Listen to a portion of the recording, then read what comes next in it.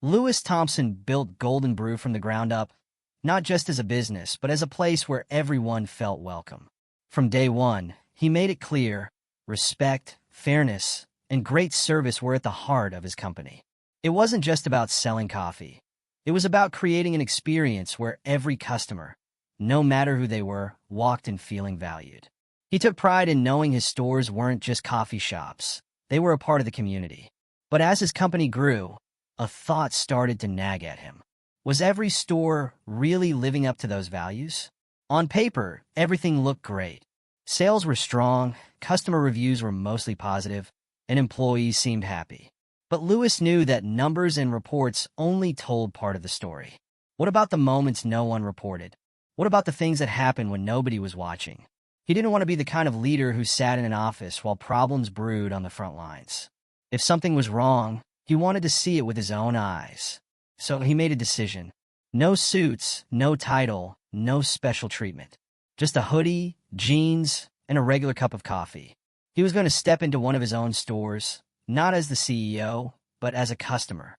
And what he was about to witness would shake him to his core. As Lewis walked into the store, everything seemed normal at first.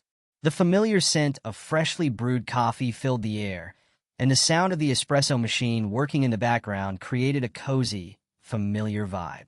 Customers chatted casually with friends, enjoying their drinks, and baristas moved quickly to prepare orders. It was everything you'd expect from one of Golden Brew's popular locations, warm, inviting, and bustling with energy. But then his eyes landed on Karen. She was a blonde barista, casually leaning against the counter, scrolling through her phone, seemingly oblivious to the growing line of customers waiting for their orders.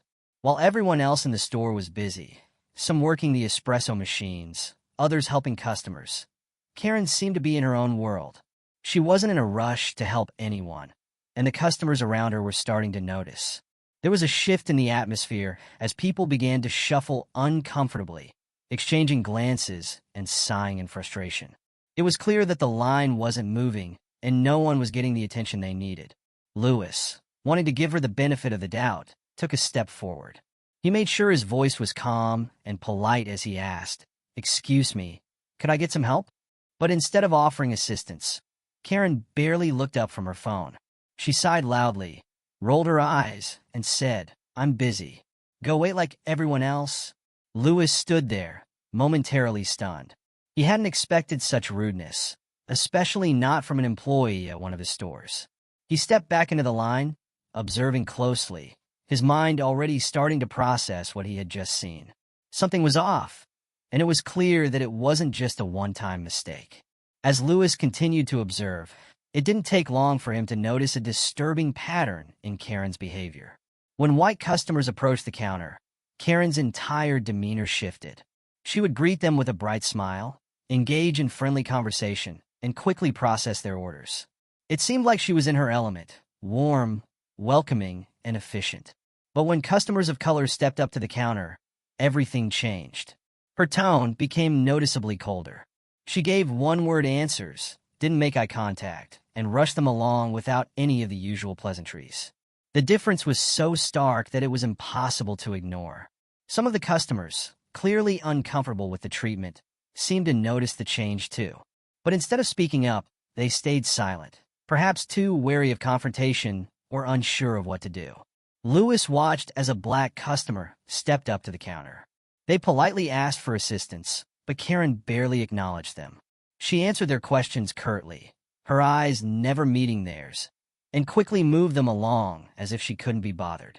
Lewis felt a sinking feeling in his stomach as he observed the scene. Then, just moments later, a white customer approached. Karen's whole attitude changed. Her face lit up, her voice became warm and inviting, and she took their order with ease. It was a sharp contrast to how she had treated the previous customer. The difference in treatment was undeniable. Lewis felt his jaw tighten as he watched in silence. His mind raced as the reality of what he was seeing sank in.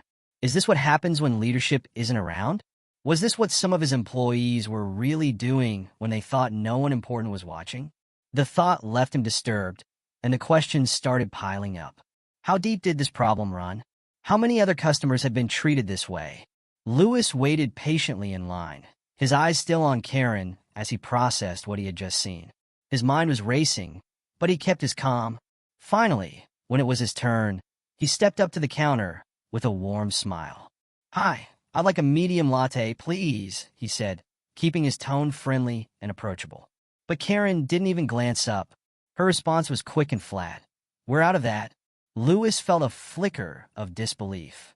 He had just watched her prepare the same drink for another customer moments before.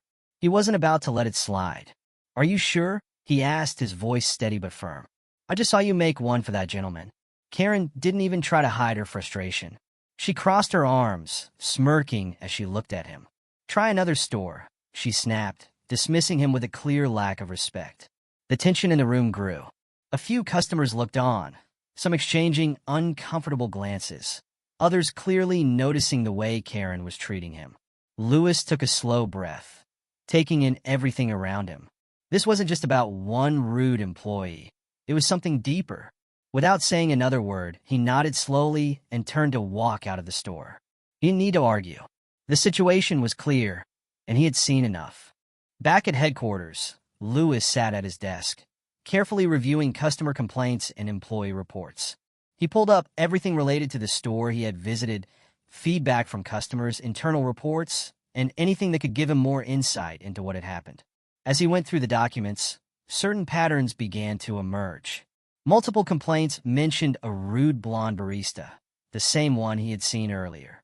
And disturbingly, several customers of color reported feeling ignored or mistreated by her. It wasn't just an isolated incident. It was a growing problem. Frustrated, Lewis decided to take action. He called in Jessica, the store manager, for a private meeting. She entered the room hesitantly, clearly unsure of what to expect. When Lewis asked about Karen's behavior, Jessica seemed reluctant at first, but eventually admitted that she had seen the same things Lewis had. "She's popular with some of the staff," Jessica explained, looking down. "I didn't want to cause tension or make things worse."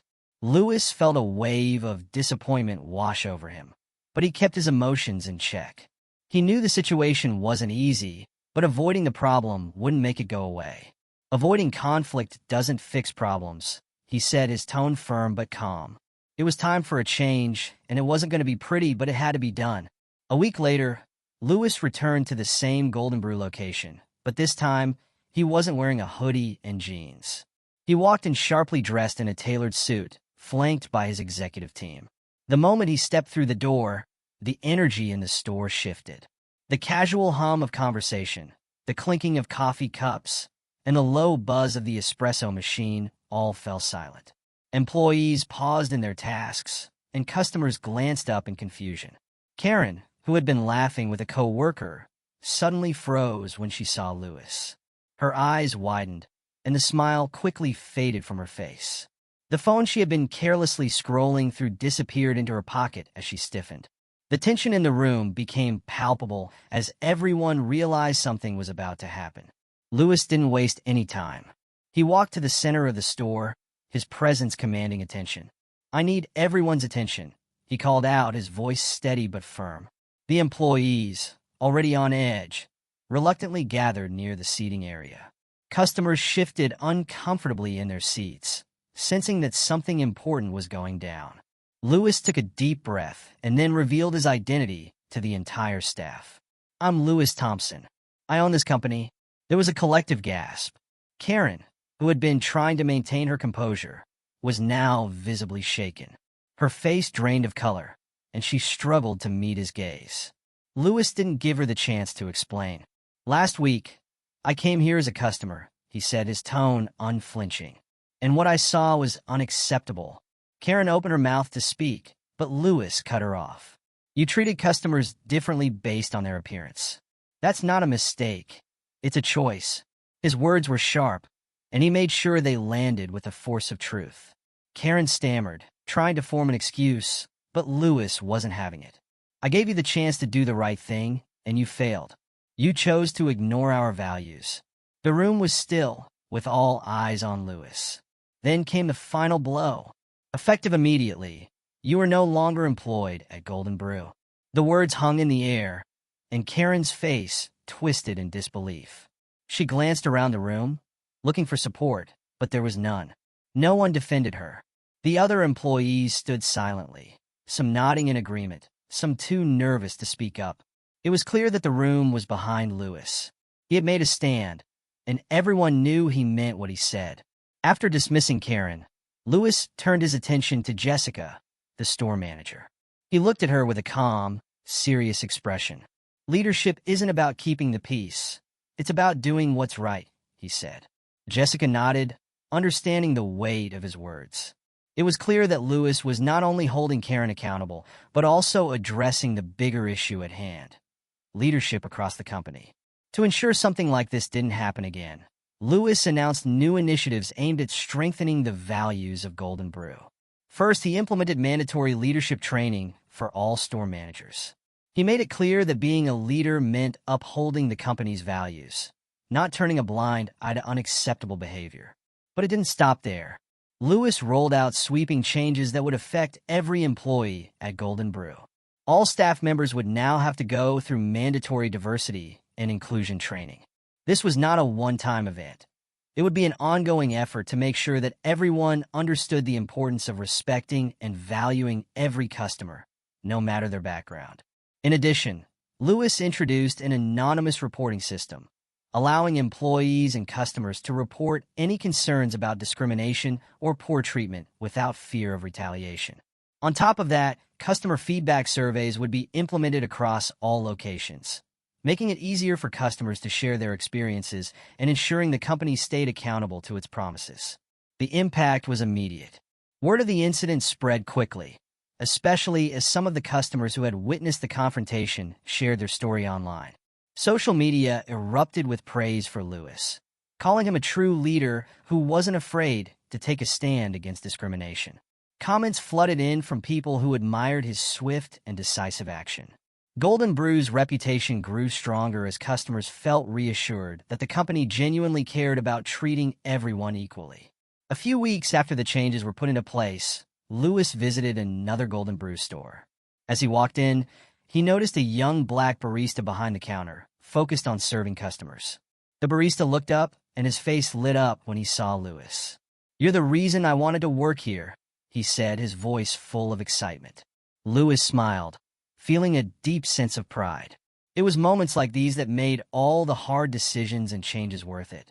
As the camera lingered on the two of them, Lewis couldn't help but reflect on everything that had happened. The work he had done wasn't just about improving customer service. It was about creating a space where everyone felt valued and respected, no matter who they were. The voiceover wrapped up the story. Leadership isn't about titles, it's about action. Golden Brew isn't just a coffee shop. It's a symbol of equality. The final shot showed the Golden Brew logo, accompanied by the words, respect, equality, excellence. The message was clear. This wasn't just about coffee. It was about doing the right thing and making sure that every person, customer or employee, was treated with dignity.